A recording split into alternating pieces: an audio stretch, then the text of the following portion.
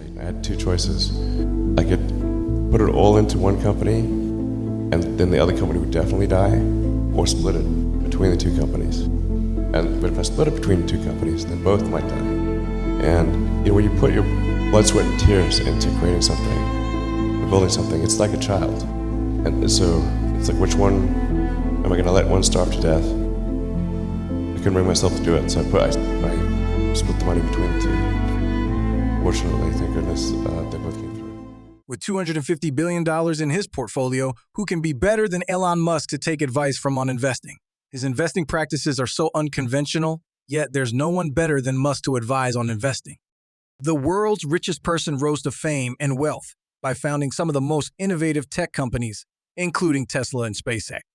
Musk acquired Twitter in a $44 billion deal, and then everyone lashed out on Musk's move. Then he himself tried to back out of the deal, but ultimately agreed to close the deal at its original terms.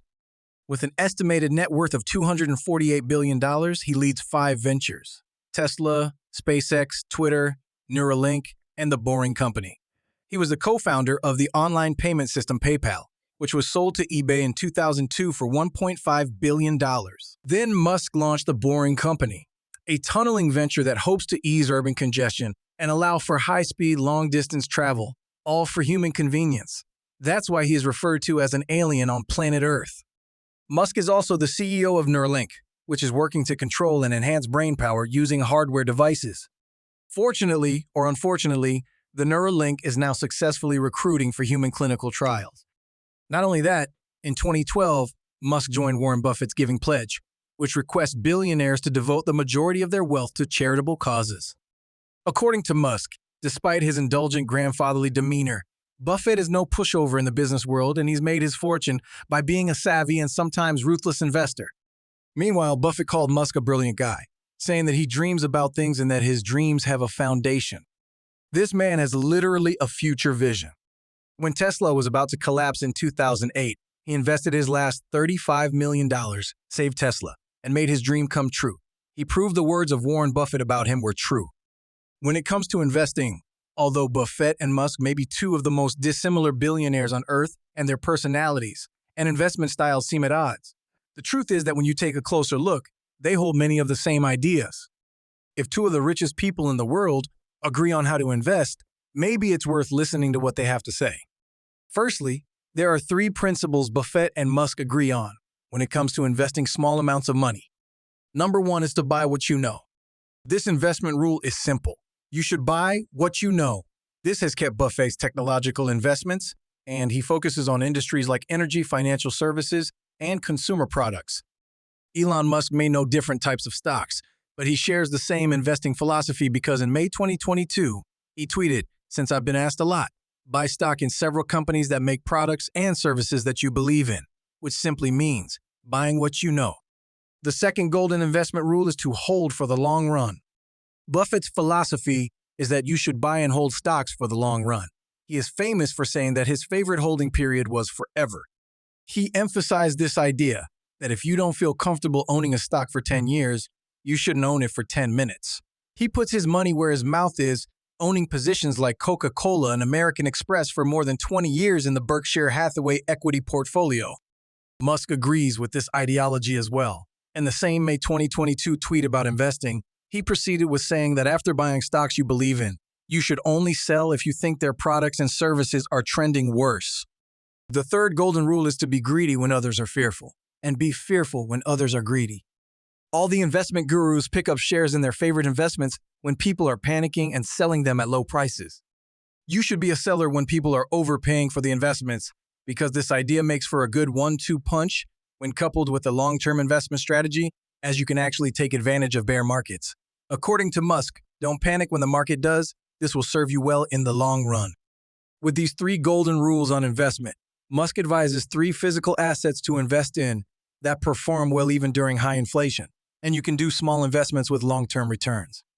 Musk tweeted last year, after inflation hit a 40-year high for the first time, instructing followers to own physical things when inflation is high.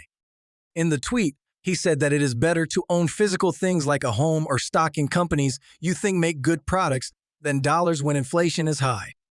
The important point to Musk's message is that physical assets are typically the safest investment during times of high inflation. This message coming from the Doge father himself should be credible enough. Even with inflation finally starting to cool off in the US, this advice to own physical things is still just as relevant today as it was a year ago. The first thing that has historically performed well during periods of high inflation is real estate. Musk referenced owning a home, real estate in general, performs nicely for investors during years of high inflation, particularly single-family homes and multifamily properties. Regardless of the fluctuation in values, these assets can deliver consistent cash flow through all economic environments. The second physical asset is fine art. Art has been a popular method of storing wealth for generations, which shouldn't be a surprise regarding that it has outperformed the S&P 500 for the past 25 years and appreciates at an average rate of 23 in years, where inflation is at least 3%. This type of investment used to be available only to the ultra-wealthy. However, retail investors now have options to buy shares of valuable works or invest in art funds. Number 3. Farmland. On the third comes farmland. Farmland acreage is shrinking across the country at a rate of over 1 million acres per year, while the global market for food is steadily growing. Going by the laws of supply and demand, the probability of farmland seeing significant increases in value seems high. Lastly, a little advice from Elon Musk on how to invest during periods of inflation that echoes the ideology of Warren Buffett. You should own physical things like a home or stock in companies you think make good products rather than keeping your money in cash. Also, one of the best ways to safeguard against inflation is to own a part of a wonderful business. That's because whatever happens with the value of the dollar, the business product will still be in demand. The higher the inflation rate, the more quickly cash loses value. But investments, on the other hand, generally grow over time. That's why during periods of high inflation, Musk recommends investing in strong companies whose stocks are likely to remain consistent. Instead, invest in low-cost index funds, which are less volatile, but still take advantage of market growth.